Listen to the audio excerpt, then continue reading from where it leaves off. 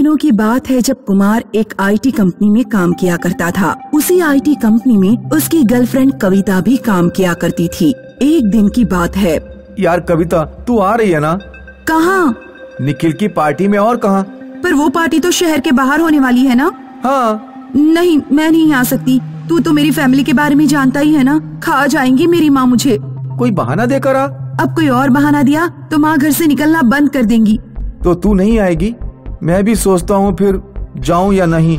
कुमार ने पार्टी में नहीं जाने का मन बना लिया था। जब वो उस दिन घर के लिए निकल ही रहा था कि निखिल उसके पास आया।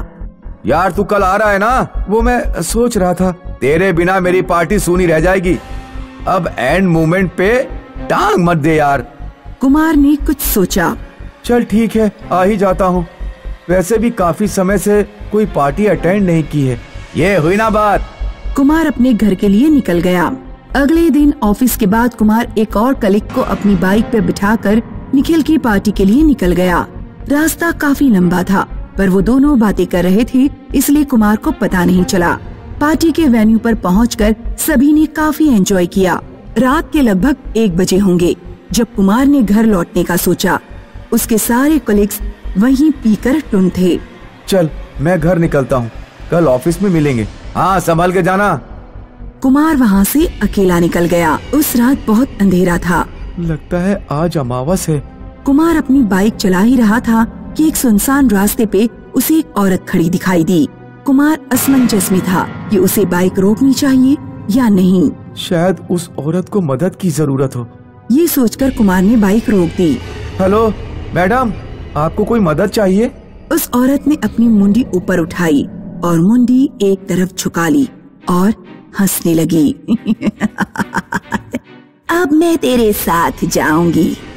मैं अकेली थी यहाँ, अब तेरे साथ जाऊंगी।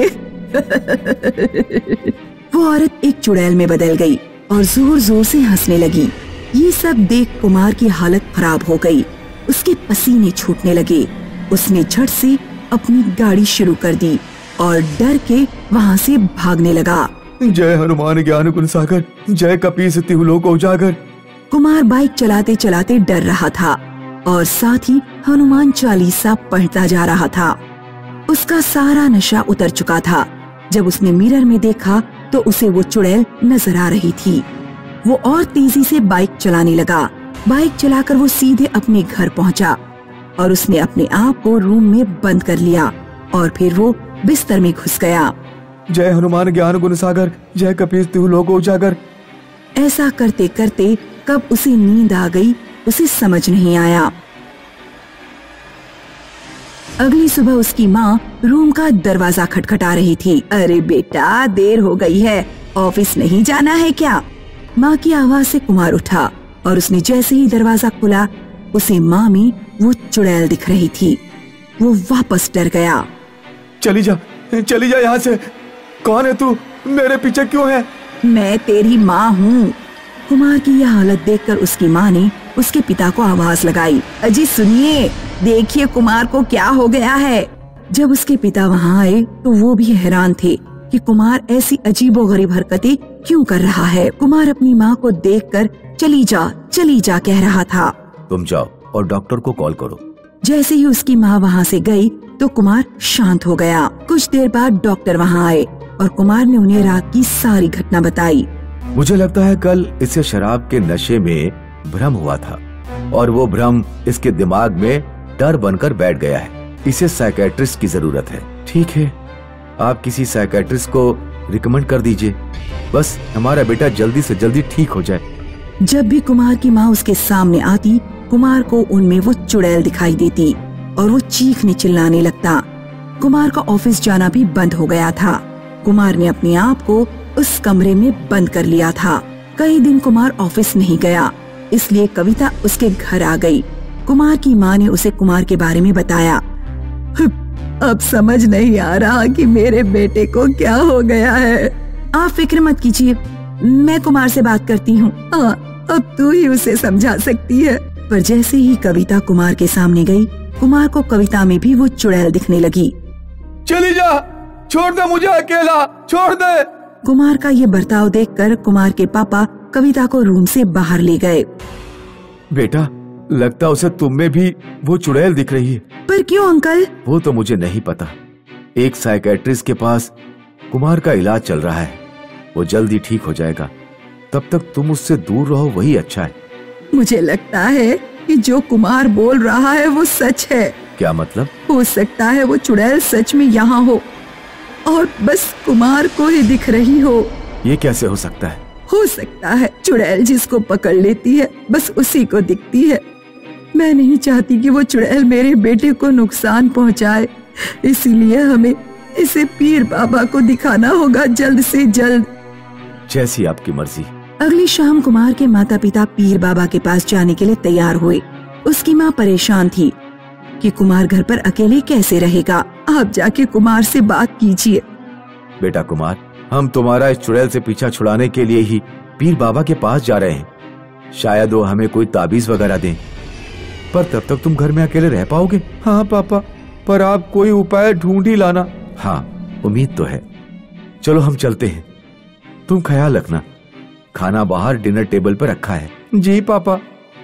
कुमार के माता पिता उसे अकेले घर में छोड़कर चले गए। सूर्यास्त हुआ और अचानक कुमार को घुंघरुओं की आवाज सुनाई देने लगी। वो डर गया। जब उसका ध्यान शीशे पर पड़ा तो उसने देखा कि वो चुड़ैल शीशे में ही थी। कहाँ भाग रहा है? मैंने कहा था अब से मैं तेरे साथ ही रहूंगी।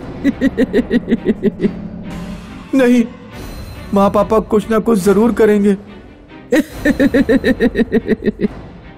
वो चुड़ैल शीशे से बाहर निकली। मेरे पास मत आओ, मैं बोल रहा हूँ, मेरे पास मत आओ। कुमार डरते हुए सीढ़ियां चढ़ने लगा। अब कुमार और चुड़ैल दोनों छत पर थे। दूर जा, मुझसे दूर जा। वो चुड़ैल हंसते हुए कुमार के पीछे आ रही थी। कुमार डरा हुआ था, उसने पीछे देखा नहीं। उसका पैर फिसला और वो छत से गिरकर मर गया।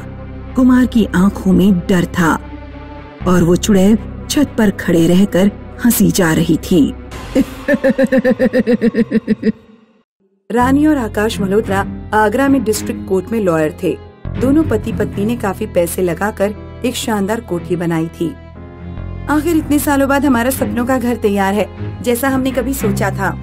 हाँ, आयुष जब अमेरिका से लौटेगा तो इस बार उसका स्वागत नए घर में होगा। रानी को बिल्लियां पालने का शौक था। उसके पास 2 बिल्लियां थीं, एक काली और एक सफेद। आजो चीनू मीनू, तुम्हारा दूध तैयार है। नई कोठी में कैसा लग रहा है तुम दोनों को? अच्छा लग रहा है ना? दूध पिलाने के बाद रानी दोनों बिल्लियों को ड्राइंग रूम में छोड़कर बेडरूम में सोने चली गई। कल ढेर सारे काम निपटाने हैं। सतीश गुप्ता, पूजा आर्या, मोहम्मद अंसारी, इन तीनों की केस की कल सुनवाई है। मुझे जल्दी सो जाना चाहिए। करीब आधी रात को रानी ने बिल्लियों के रोने की आवाज सुनी। आज ये चीनू मीनू को क्या हो गया है? वैसे तो ये इतना शोर कभी नहीं मचाती थी। रानी जब ड्राइंग रूम में पहुंची तो उसने देखा काली बिल्ली मरी पड़ी है और सफेद बिल्ली रो रही है। हे भगवान, चीनू को किसने मार दिया? आकाश, आकाश! क्या हुआ? देखो तो जरा, हमारी चीनू मरी पड़ी है। आज इस कोठी में हमारी पहली रात है।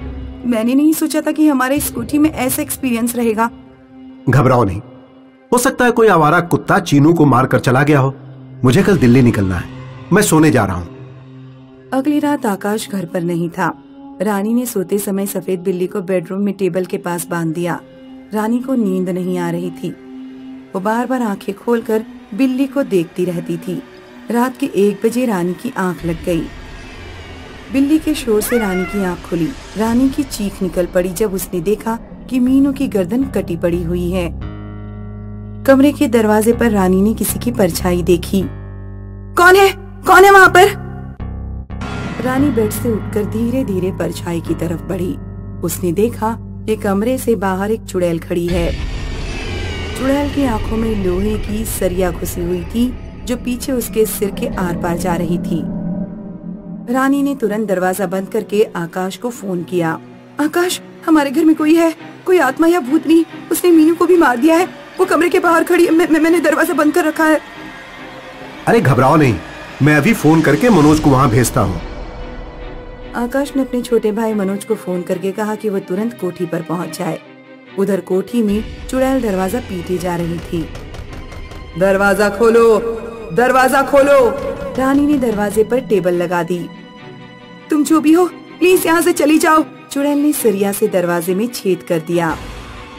रानी मल्होत्रा, मैं तुम्हें कुछ बताना चाहती हूँ। आखिरकार चुड़ैल ने दरवाजा तोड़ दिया और वो कमरे में घुस आई। मैंने तुम्हारा क्या बिगाड़ा है?